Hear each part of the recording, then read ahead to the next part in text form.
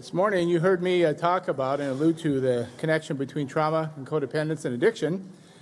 And I'm very, very proud to say that we have one of the leading authorities, I think, in the world on that topic coming up now to talk with you. Donna Beverly Lee, Dr. Donna Beverly Lee, is a respected pioneer in the treatment of addictions, codependency, and trauma with more than 35 years as a psychotherapist and a clinical social worker. Her innovative treatment model offers a combination of individual group therapy in West Seattle. Dr. Beverly Lee is a frequent presenter at conferences and universities on domestic violence, addictions, and long-term impact of child abuse. She's a member of the American Academy of Experts in Traumatic Stress and a consultant to the World Health Organization in Geneva, Switzerland. So we are highly honored to have Donna back with us again this year, and I invite you to stand and give her an applause. That's welcome. Stand. Okay, is it on? Are you all turned on? Yeah. I'm all turned on. Oh, on. Yes, I am. You have 60 minutes. I have 60 minutes. 60 minutes. I won't hunt you down. I'll just wait for you. Well, you know, it's better if you all stand, because then I can't see anybody. Makes me feel safer. I don't think I'm using that. Okay, I'm really happy to be here again, and I told Rick, as long as you'll keep having me, then I'll keep showing up. This year, I was thinking that I wanted to do something a little different. I wanted to talk about the impact of the child's developing brain on later codependence, because we all know, I think, after Rick's presentation this morning, that codependence is a disease of the adult. It is not a disease of the child. Okay? People who are codependent are 25 years and older. People who are 25 and under really are emotionally immature. It's their job. Okay? So I wanted to talk about that developing brain and the impact on the developing brain. And I worked and worked. I really did. I mean, usually I can talk about codependence asleep. In fact, I probably do. But after about 8 hours, I realized that, you know, if I'm going to talk about the developing brain and impact on the brain, it's going to be a course. It can't be an hour long, because no matter how many ways I tried to put that together, it just can't happen in an hour. So what I've tried to do for you today is to talk about the impact of the child's developing brain, include that in the discussion about how childhood abandonment, abuse, and neglect impacts the child, which then creates addiction. And I'm going to talk a little bit about the treatment of that and how, you know, because I know that you've all heard some of the treatment, but I'm going to also talk about how that impacts the type of treatment that people receive. All right? So I'm just going to go through the addictions that I will be talking about, because I'm going to write them up here, because then I can keep track of myself. Okay, I'm going to talk about alcohol, drugs. Can you read that? Yeah. Good. I'm getting better. Gambling, sex. You'll notice I put that into capital letters. Very important. Love, also in caps. Say debting, spending.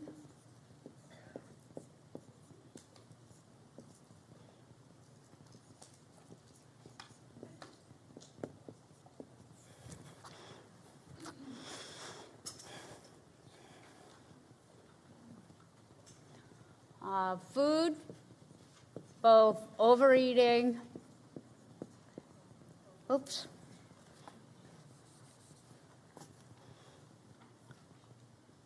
eating, and anorexia, and then of course the combination with bulimia, and then I'm going to add on to this rage and fear. because I have people ask me all the time, can people get addicted to rage?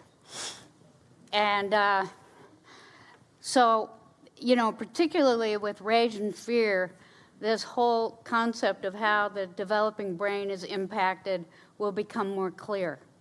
You really cannot get addicted to rage, but your brain gets locked in a cycle at an early age, so that whenever the basal ganglia back here, which is this, it's a part of the brain that's unconscious, and when it senses there's fear, it sends off an alarm to your brain, sends off an alarm to the amygdala, which goes into fight, flight, or freeze.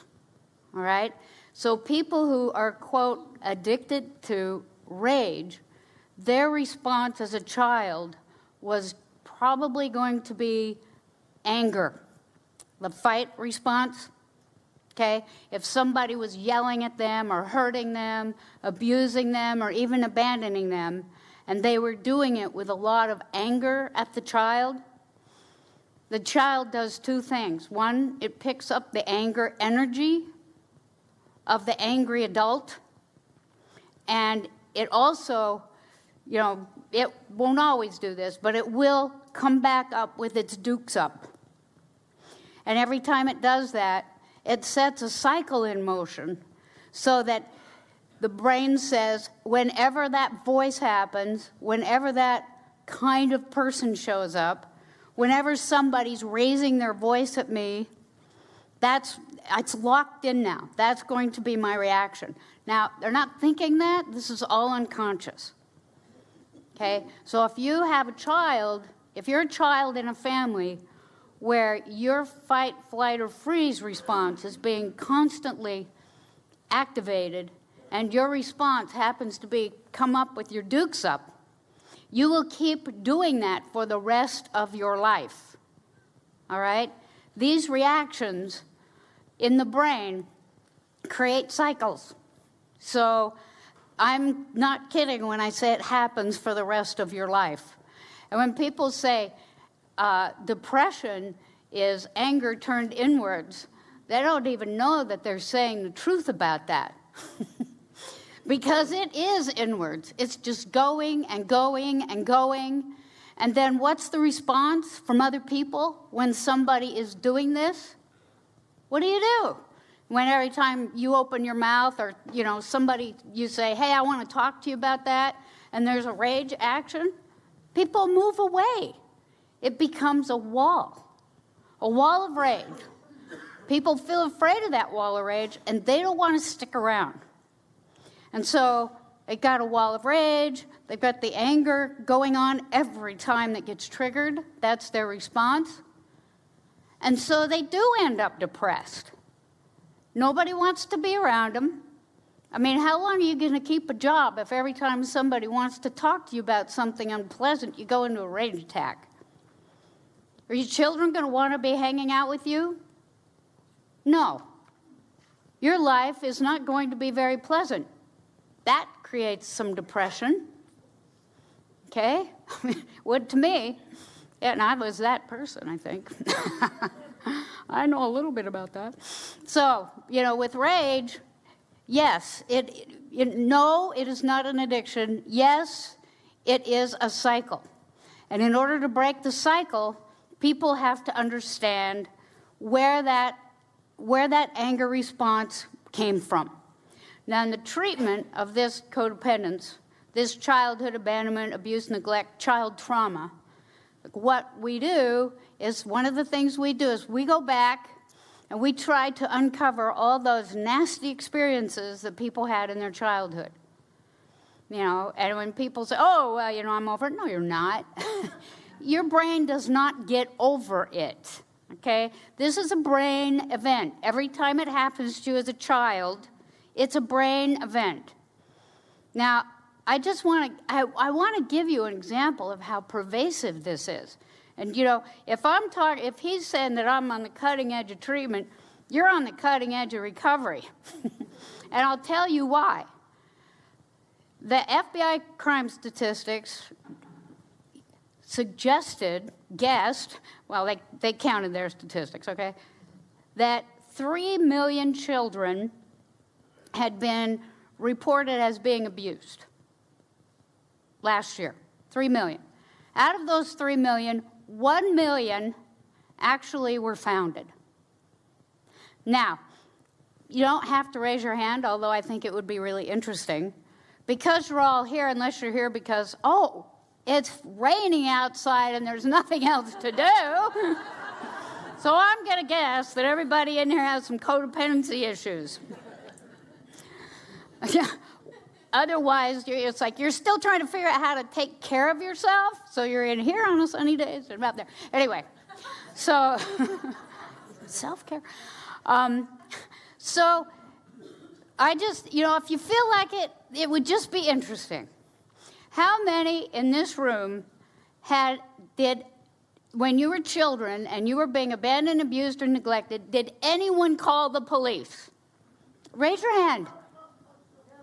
1, 2, 3. They did call. So 3? 3 times out of this whole group of people, the police got called. Out of those 3, 1 would be unfounded based on these statistics. Does that alarm anybody besides me? I mean, it's alarming, but it's also job security. So I'm conflicted about that.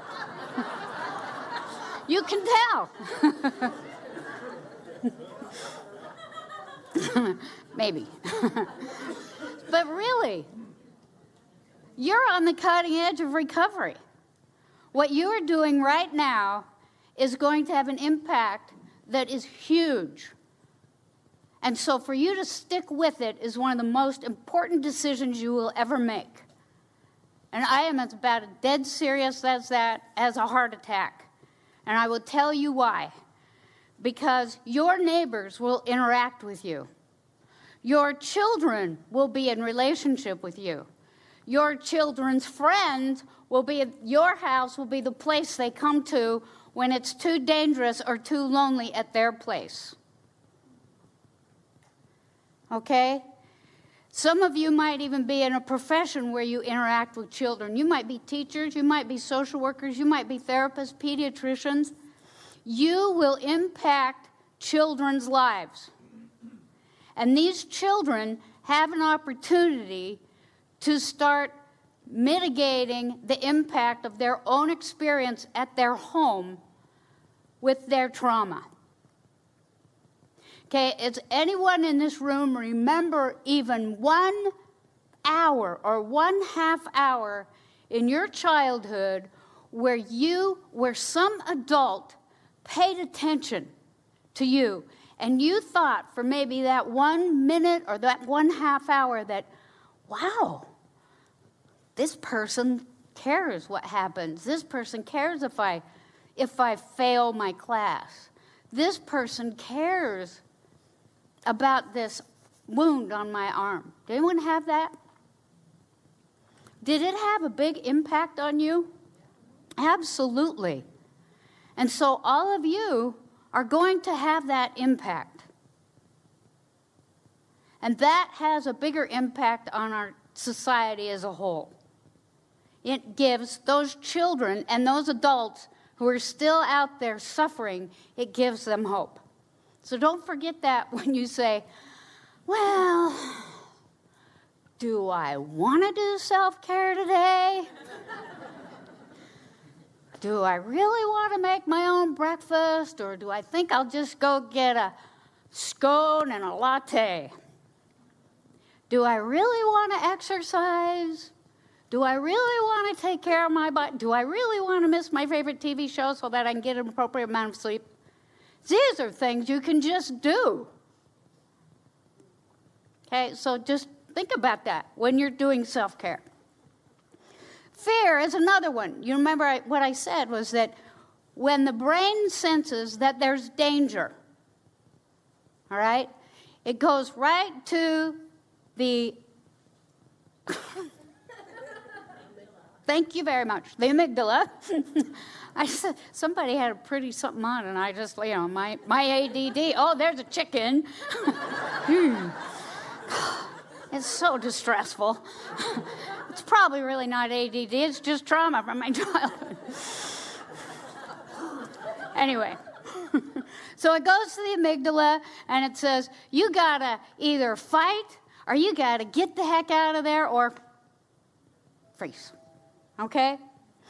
So with a person who has an addiction to fear, what they did, whenever they sensed danger as a child, whatever they did in their brain, I don't know if this is happening here. Okay. Whatever they did in their brain was it went back to their amygdala and they froze. This thing is coming up. Well, it is. They froze. And now, whenever they experience, I need to pull that down. Okay. And now, is that working? I hope nobody's taping this. Okay.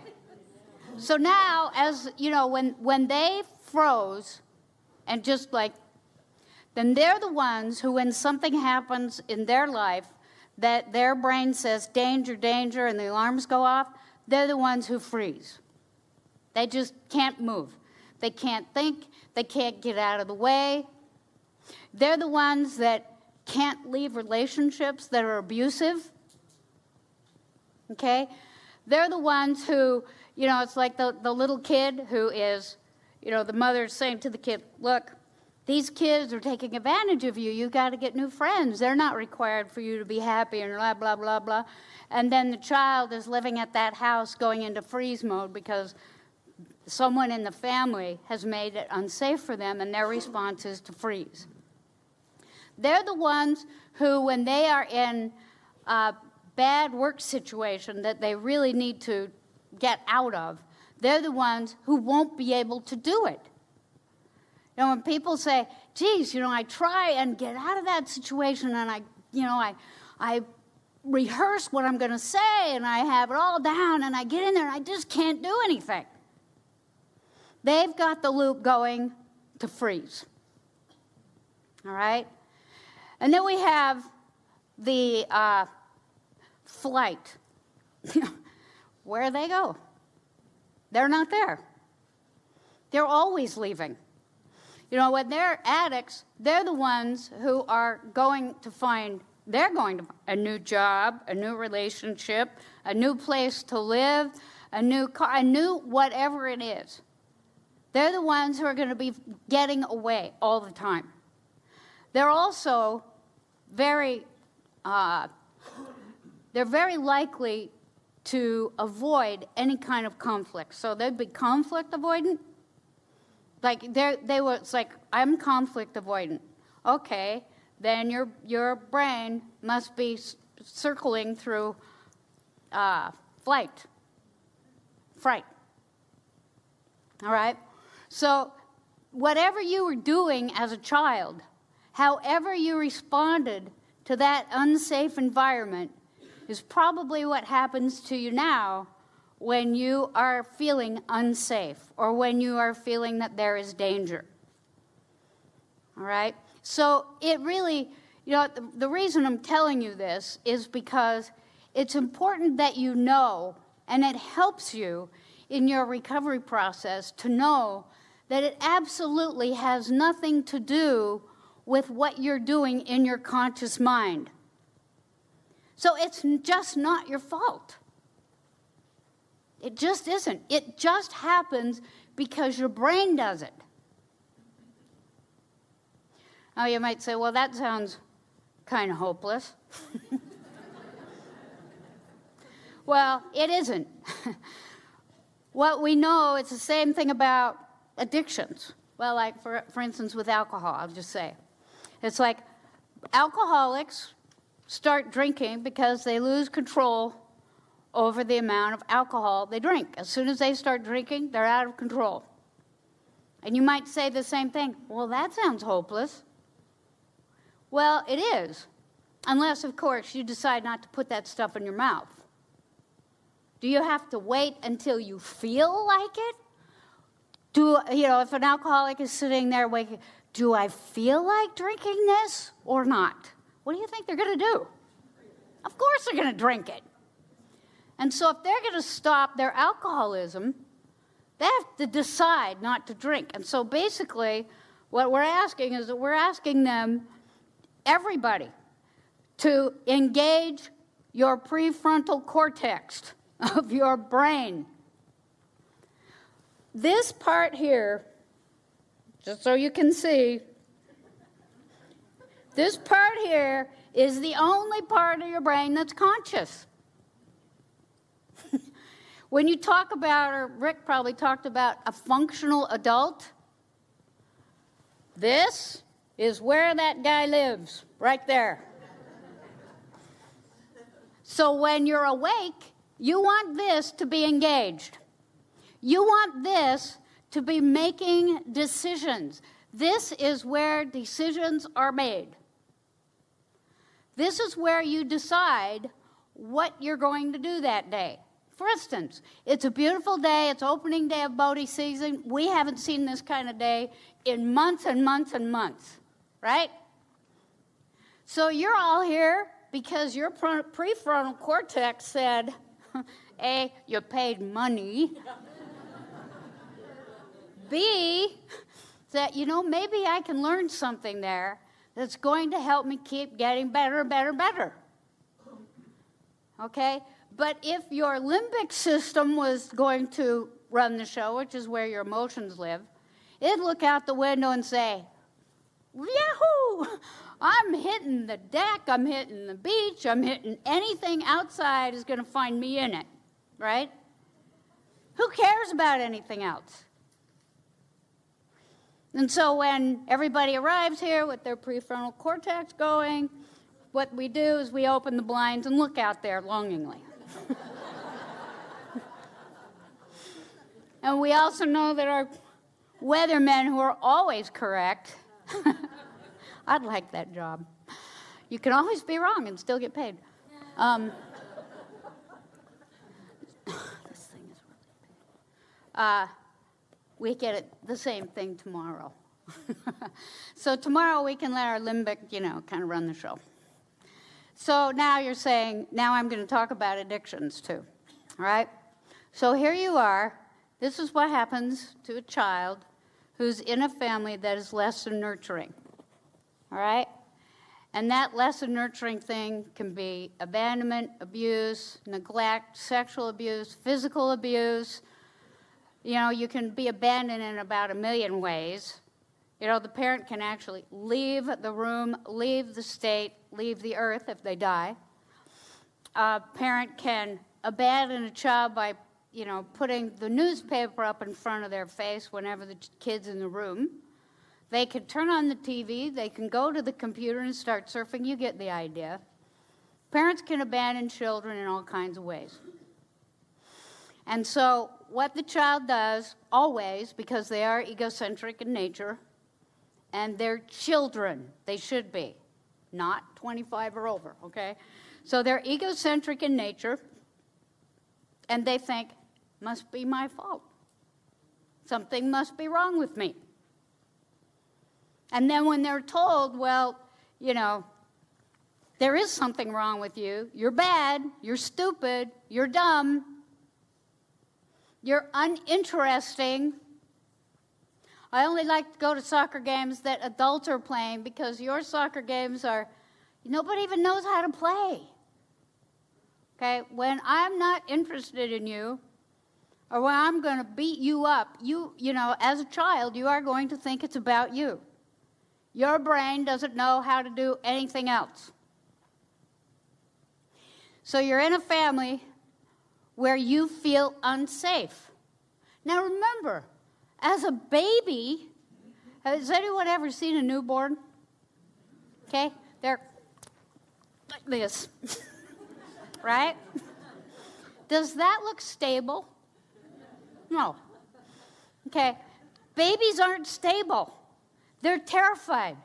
They've been in this womb hanging out in Disneyland where everything's like they're bouncing around and punching people out like their mother's ribs. But they're having a great time. They're fed, they're warm, they're comfortable. And then boom, they go through this horrific experience where their body has to get squished, and their brain, their head gets squished, and boom, out they go into a big room with all kinds of, they've never been there before. Never been there before. They have no clue what has just happened to them. The only thing they know is that when they hear either mother or father's voice go, "What is it?" Or, "Does it have all its feet and toes, fingers, all of its feet?" And then it goes, I've heard that voice before. Because, of course, there's just a flap of skin between you in the womb and out there. And I don't know about you, but if I put a flap of skin up to my ear, I'm probably going to hear things. Okay? But it's not hearing the words. It doesn't understand what's going on, but it certainly picks up the energy. But it knows. You all came out that way. You had no clue what was going on. And if you were held and caressed, and people were, "Oh, God, you are the most beautiful. Look at this baby." And every time you looked up, and no matter whose face it was happy and joyous, and it was looking right at you, you felt better. Or if you're fed, you felt better. If you were held, you felt better. If you were fed, you felt better. If every face that looked at you was filled with joy, you felt better. You felt good. And as time went on, if those faces that kept looking at you was filled with joy every time they look at you, then eventually you'll do the same thing. Must be about me. Right? We call that self-esteem. If you don't get that coming back to you, you didn't get the self-esteem. What you did was that when it wasn't coming to you, you said, "What do I need to do to get that?" Okay? What do I need to do? What do I need to say? How can I be perfect? Oh, and if I'm not perfect, I'll never be good enough. Any perfectionists in the room? Okay, now you know. It wasn't coming to you. I got to do it better. I got to do it perfect. If it's not perfect, it's not good enough. I'm trying to determine based on my anticipation of those parents' reaction to me. Based on that anticipation, I have to decide what I need to do next to get that positive coming. If you grow up in an unsafe family, you are always anticipating what your parents' next feeling would be.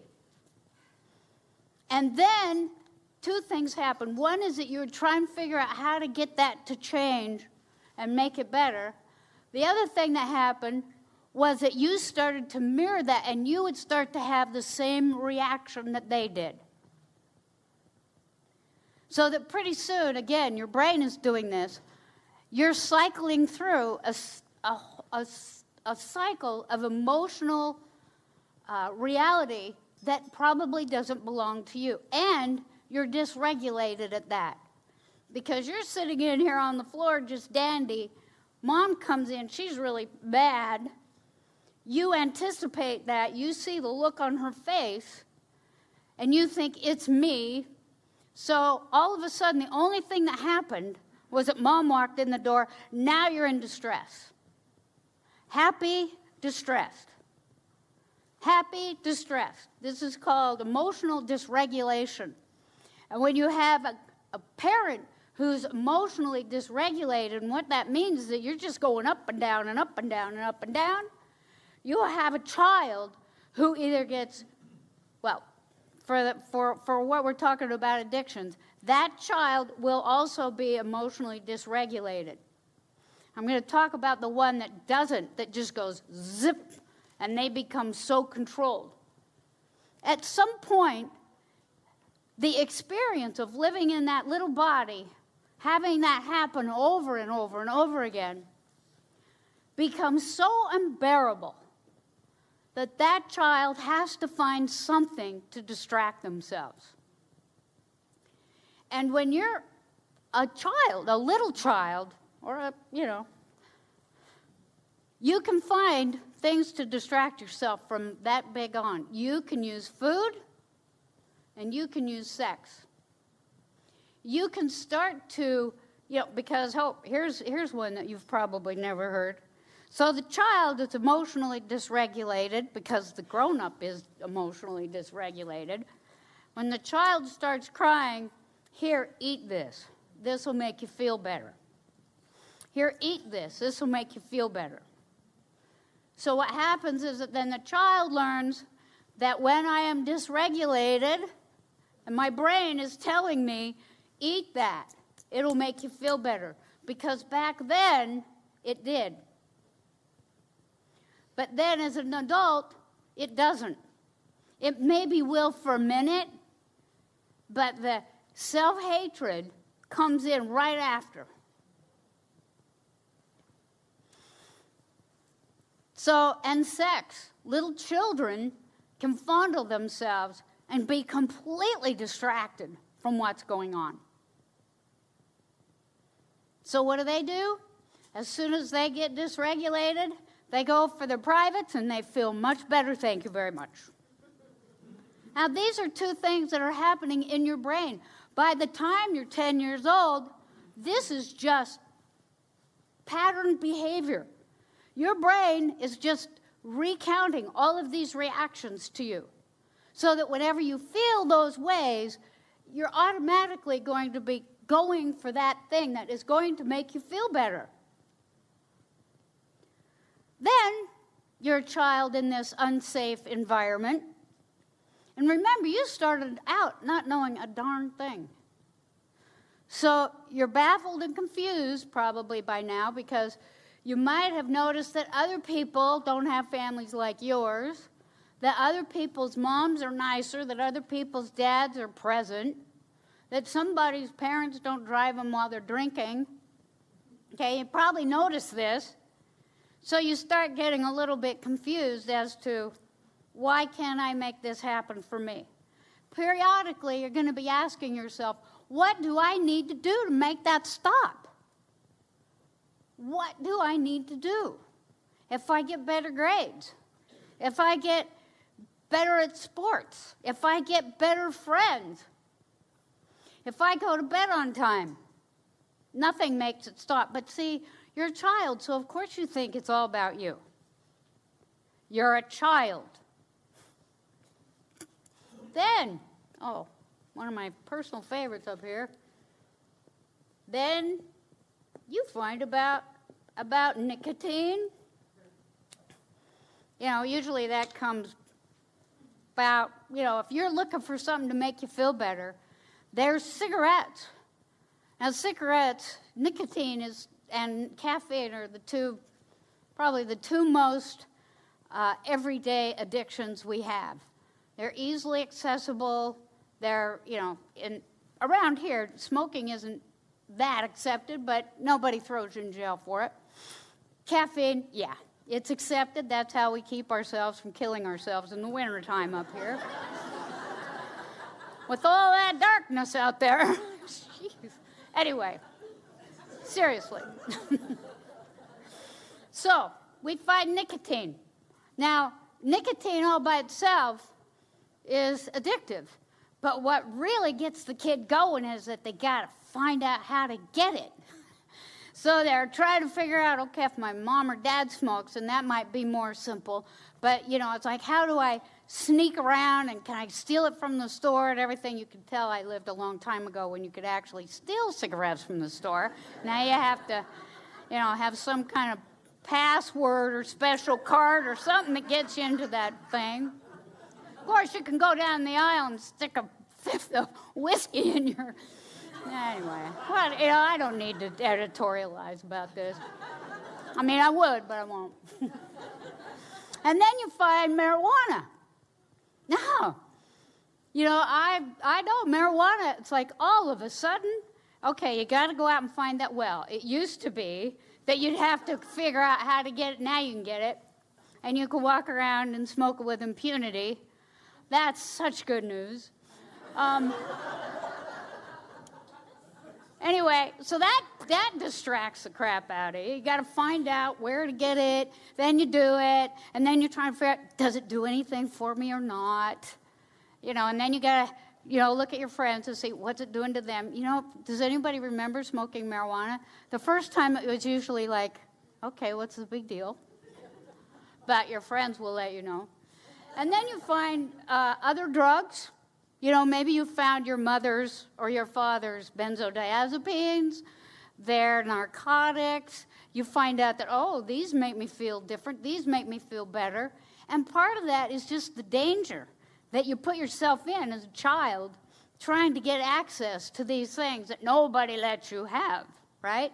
And then alcohol is one of the favorites of every adolescent, and most adults. It's like, that is really accessible.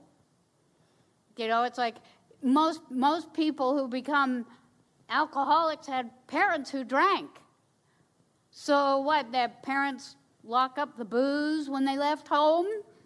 No. It was in the fridge, it was in the booze. It's like, oh, we'll put it up here and the kids can't get it. Right. I grew up Mormon. We could get it. For crying out loud. It's so easy. And now you can get it at the grocery store, at Walgreens. Come on. So then, but if eventually what happens is that the kid that's growing up in this environment is finding many, many ways to distract themselves from this intolerable reality that they live in. And in all seriousness, these children feel like, I am not important. I don't matter to anybody. I'm a pain in someone's ass. I'm driving someone crazy. I'm trying to kill my mother or father. I'm supposed to be teaching my siblings what to do and how to do it, and where have I learned it? Okay? What the heck? So, yeah, I'm looking for a way to make myself feel better because I am just stuck in this. I'm not good enough. I'm afraid, I'm fighting, I'm freezing, I'm trying to determine how I'm going to live through this. So I'm just opting out. Then I can find gambling, and with the advent of the internet, I'm so happy that we have that. Because gambling you can do now, I don't care how old you are. You can get online and gamble your parents' house away. I don't know if that's true because I've never done it, but I've sure heard people tell me that, they can stop going to Tulalip and all the other places, but who can live without the internet these days? It's what we all kind of, we rely on that so much. And so people who have trouble with gambling, it's like they get on the internet to check their email, and the next thing you know, something's coming up for them to gamble. And then sex, oh, don't get me started here, but I will. Okay, sex addiction. When I was a young therapist back in the early 70s, the word didn't exist, okay? All these other things, yeah, we kind of already knew there was something going on with a lot of them, but sex addiction and love addiction it didn't happen. If you were a sex addict back in the 70s, and you were acting out, you were either in San Francisco or New York or Miami and were gay men, okay? Because they were acting out and suffered immensely for it. And of course, who's learning from that? And if you were a porn addict, all right, you had to get up out of your house, go into a store, buy a book. And now how fast can you look at those pages and get anything out of it? Really. Or it would come to your house in a paper bag thing. Nobody knew, right? What else arrives in paper? Anyway, so, what are you going to do anything? You got to keep turning the page. internet comes along. Click, click, click, click, click. You can put those images into your brain so fast. And all those neural pathways that we have, that every time we do anything, we're either in an old neural pathway or creating a new one.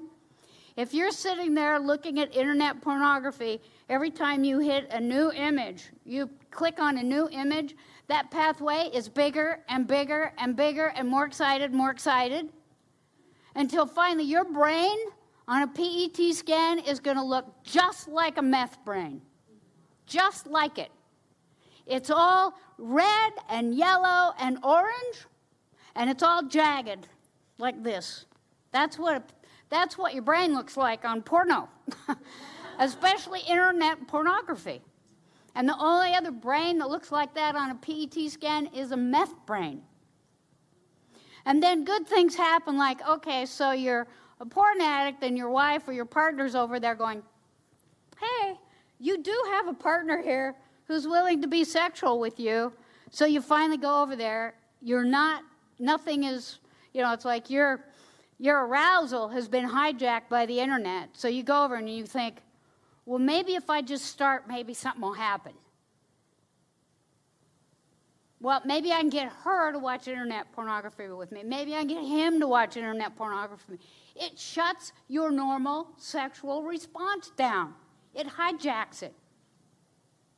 And, it's hard to get that back, I'll tell you, right now. It takes a lot of work. And when a person is going through sex addiction withdrawal, it is a nightmare.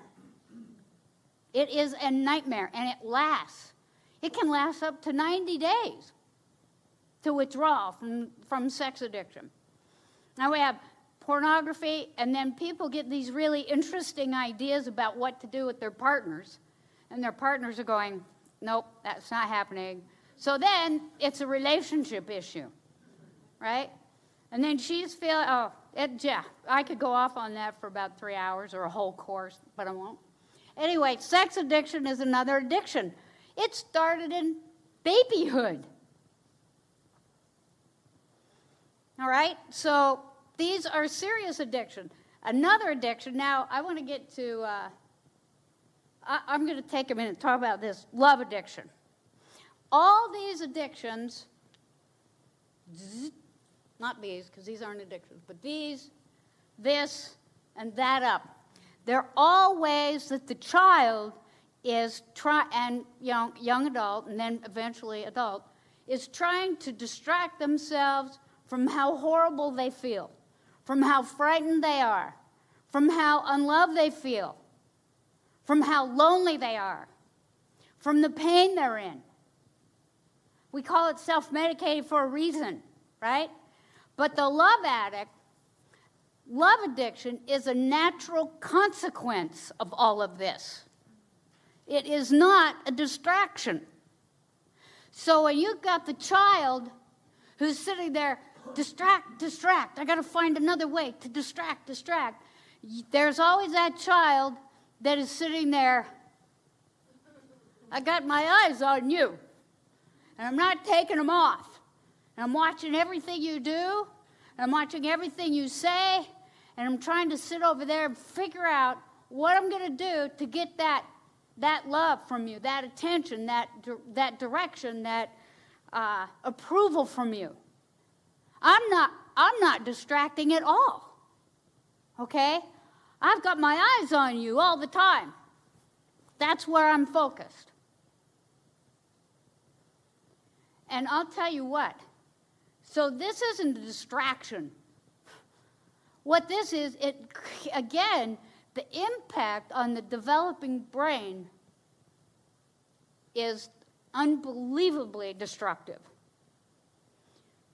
For love addicts, there is even a question about reality. I mean, an adult person who is saying, if I'm a love addict, is the love real? Don't even know. How do you know if you have love? The first time you know that you have love is when your parent tells you, I love you.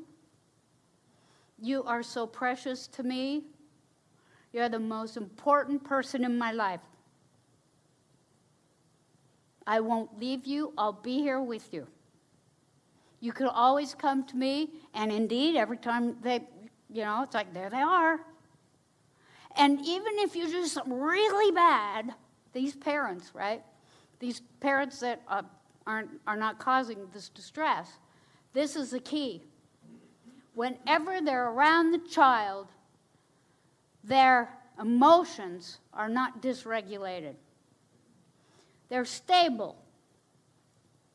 So that even if, I have a great example. Okay, a great example of this, where I saw this.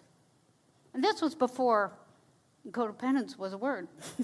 But I remembered it, and I thought, we just kind of knew that. I worked in emergency rooms, 2 major hospitals. And one of the things I did was when there was an emergency in the emergency room, a person came in who was traumatized, their people would be sent to me when they came to the ER, okay? So, and then I would debrief them, and I would help them talk about what was going on and their fears, and I would give them information about what was going on. It was a big job with a lot of variety.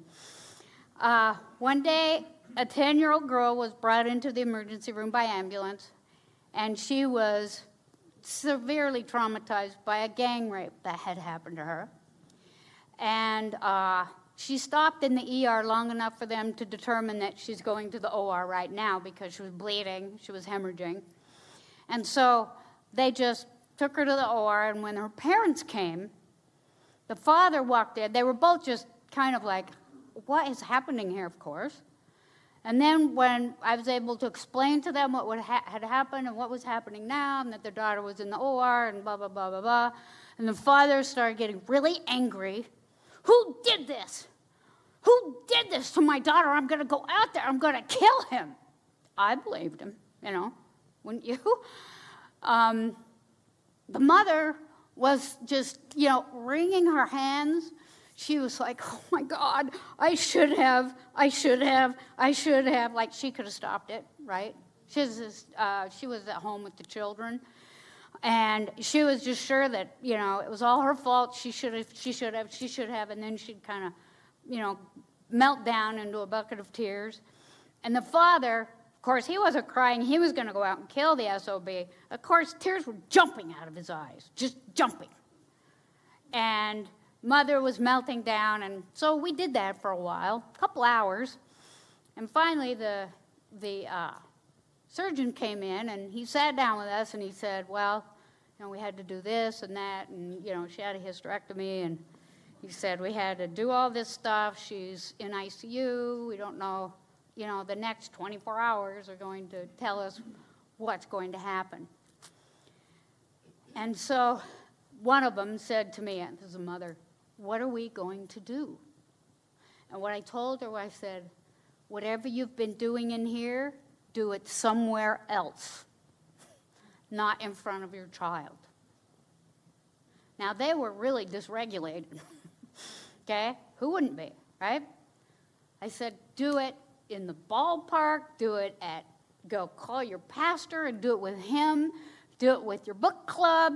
I don't care where you do it, but not in front of her. I said, because what she's looking at, she's gauging, and we all do this. We did this as kids, and we do it when we're more codependent, unless somebody has a gun or something on us, where I'm doing this if they do. But, most of the time, children are doing this to determine how they're going to respond. They'll just pick right up on that emotion, and they will have it with the parent. So if the parent is dysregulated, so will the child be dysregulated. And they'll go up and down like that all the time. And he said, well, how are we going to do that? I said, what you do is you go and yell and scream and hit baseballs and do whatever you got to do. And then when you're with your child, you sit there and you comfort her. And you say, honey, we're going to get you through this. This is what parents do. You didn't cause it. We didn't cause it. Bad people caused it. Seriously, codependent people caused it. And honey, you're going to be okay. We aren't leaving your side. First thing, safety. She feels safe.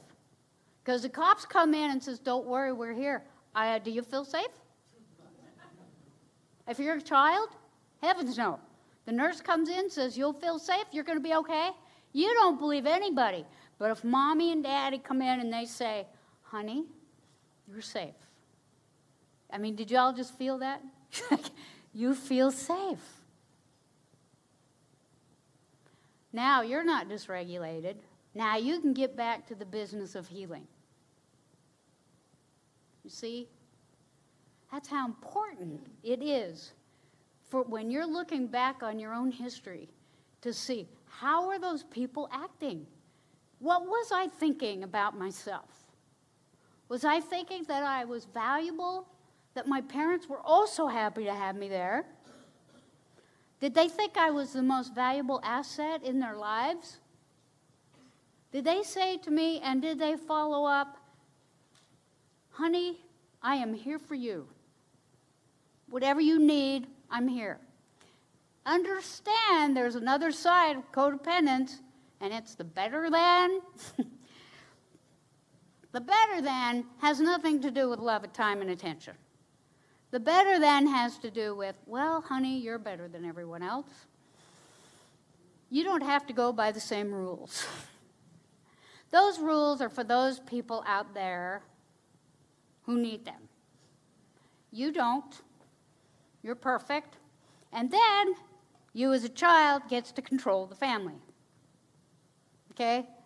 That's a bad thing. Most of the time, that's not what people are here for, but sometimes it is. Because it's abusive to children. They grow up, and what are they? Who wants to be around this? Anybody you know? No, they're lonely. And they don't even have enough ability to look inside and say, could it be me? They can't do that because they start out with the premise that it isn't. It's everyone else, no matter what. Now, if you can be regulated, and that's part of the recovery from codependence, it starts with self-esteem. I have value. I give this every year, so if you've heard it one time, you'll hear it some more, okay? These are some of the ways that you can start today to start regulating yourself, to get modulated, to get grown into an adult reality.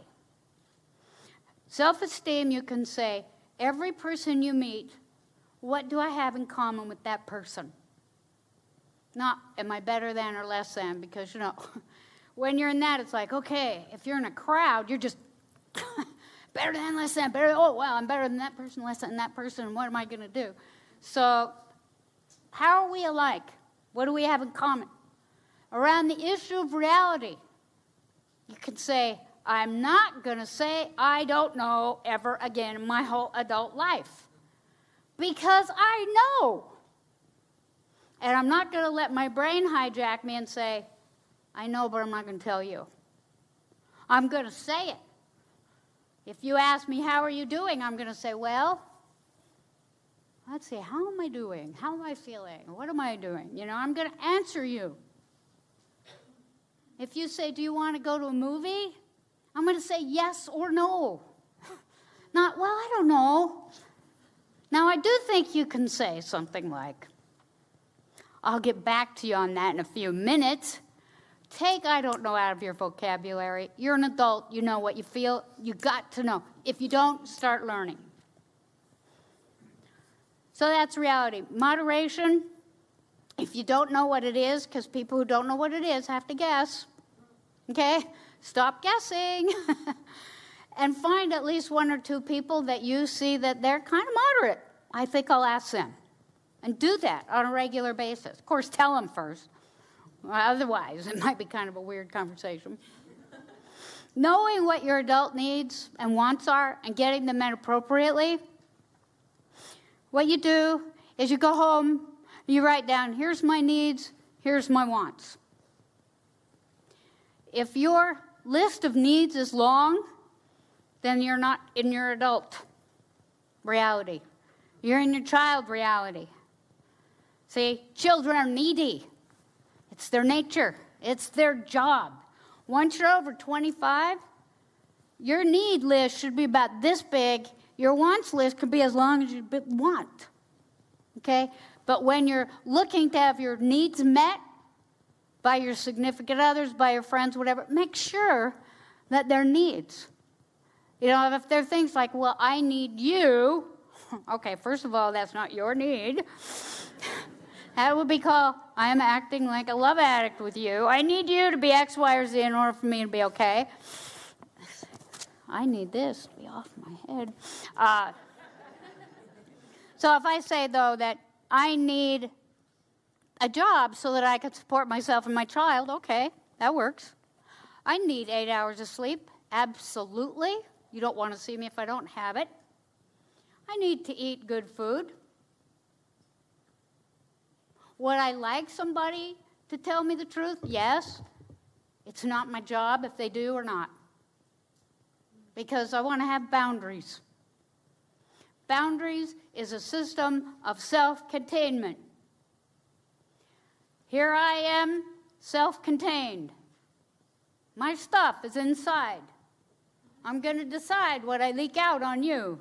Or I'll decide what I tell you. Or I'll decide how I act with you. That makes me have boundaries. That makes me self-contained. The other part is you. I keep your stuff out there. I don't need to take it on. Now, if you're a therapist and you don't have this, you will burn out soon. If you're a nurse and you don't have this, you will burn out. If you're a teacher and you don't have this, you will burn out. Because when you're working with people, without this, poop all day on you. You don't want that. You know, people say, you know, it's like police officers. Can you imagine with no boundaries? Bad. And wonder why, oh, they kicked someone in the head. Okay. All right. So, you know, boundaries. It's like boundary chi. Here it is. Out there's yours and here's mine. And here is another quick hint for you with boundaries. Because if you can get this down, you're in good shape. If you're not thinking about your boundaries, if your prefrontal cortex has not been engaged with boundaries, they are not there. They're not there. It's an experience that happens in your mind. What you think and feel about me is none of my business. Yes. And the minute that I say things like, well, I don't care, oh, I've made it my business. It's none of my business. If it's none of my business, I'm just like, oh, well, isn't that interesting that you're having that experience about me? It is absolutely essential that I be responsible for the impact of my behavior. That's what I'm responsible for. Not your feelings, not your thoughts, not your experience. My behavior. If I walked up and kicked you, I am absolutely responsible for doing that. And I need to be accountable. And I need to make amends and make it right. But the rest of it is not my deal. Now, once you realize that and you have that on board, you really are free to go about the world and do whatever you need to do. As long as you're not hurting other people, you can do whatever you want to do, and so can they. And if you want to be in a relationship that's dynamic, meaning that there are two people giving, and interacting and all that, you got to have boundaries. Otherwise, you just become the same person. Well, if I'm going to be in a relationship with the same person, I'll just be alone, thank you very much. I mean, really, there is no way to interrelate. Does that mean it's over? It means it's over. Huh? 2 minutes. I have the 2-minute whistle. Okay. What can I say in 2 minutes that I haven't already said? Well, I do want to tell you one thing. When I said that you really are on the cutting edge of recovery, don't stop doing this. Keep working on your codependence recovery. You will impact every person that you meet in such a positive way, and they will impact others. And when there's children around, I don't care where they are. If they're within sight of you, smile at them. You know, if they're standing there, talk to them. Say, you are a delightful child. They might not have ever heard it before. This has a huge impact. That, and the other thing is that you absolutely have a right to have a joyful experience here. And that means that you have all your feelings, that you're able to express them, and that's where your motivation and your determination comes from. All your emotional experiences, all of your emotional reality, the rainbow of your soul. Get to know them. Get to know those emotions really well. That's what makes you a vivacious person. You all deserve that. Okay, thank you.